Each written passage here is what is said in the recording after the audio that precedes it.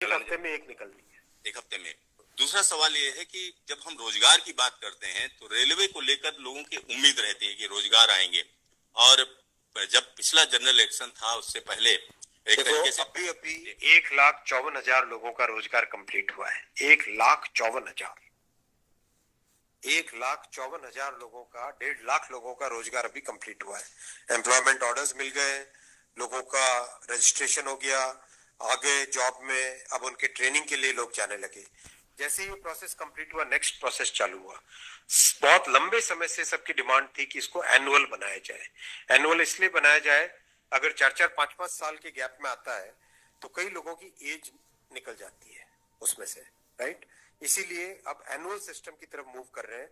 जनवरी में, अप्रैल में, जून में और अक्टूबर में, इन ये चार बड़े चंक है, एएलपी, टेक्निकल, नॉन टेक्निकल और ग्रुप लेवल 1, ये जो 4 बड़ी कैटेगरीज है, इन 4 बड़ी कैटेगरीज का साल में 4 हिस्से किए गए हैं कि जनवरी में स्टार्ट करें एक जो एएलपी का, दूसरा टेक्निकल स्टार्ट करें अप्रैल में, नॉन टेक्निकल स्टार्ट करें जून में, और अक्टूबर में स्टार्ट करें लेवल 1, और ये साइकिल चलती रहे। इस प्रोसेस पे सारे के सारे कैंडिडेट्स की डिमांड लंबे टाइम से रही है कि 4-4 साल का जो फेज होता है, 5 साल का फेज होता है, कई लोग एज बार हो जाते हैं उसमें। एक हर साल आपको अपॉर्चुनिटी मिलती रहेगी तो सबको अपॉर्चुनिटी मिलेगी।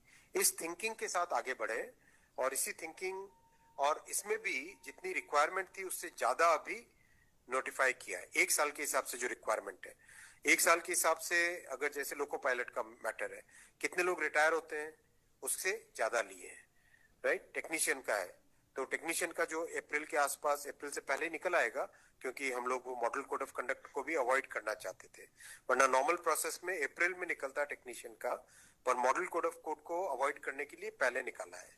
तो जनवरी, अप्रैल, जून, अक्टूबर, फिर अगले साल वापस जनवरी, अप्रैल, जून, अक्टूबर, फिर अगले साल वापस, इस हिसाब से ये प्रोसेस कर रहे हैं। सर, एक साल में कितने जॉब्स निकलेंगे इसमें? डिपेंड करेगा जिसकी जितनी रिक्वायरमेंट है। हर एक जोन की अपनी अपनी रिक्वायरमेंट आती है, हर डिवीजन की रिक्वायरमेंट आती है, कोई एस्टिमेट नहीं, हर वर्कशॉप से आती है। एस्टिमेट बनता है, बन के ही तो निकलता है, फिर एस्टिमेट बन के निकलता है ना, फिर हर एक कैटेगरी के लिए अलग अलग बनता है। अभी 1.5 लाख लोगों को जॉब दिया।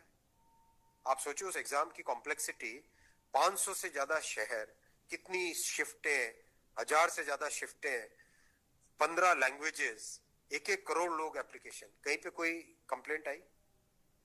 0 कंप्लेंट। कहीं पे कोई paper leak? 0 paper leak. Complete हुआ ना एकदम ट्रांसपेरेंटली। पार्लियामेंट में हमारी ऑपोजिशन के लोग, कांग्रेस के एक एमपी बोले कि आश्चर्यचकित है कि इतना बड़ा एग्जाम कैसे बिना कोई पेपर लीक के हो गया। तो एक उस चीज को भी तो देखो। Thank you sir.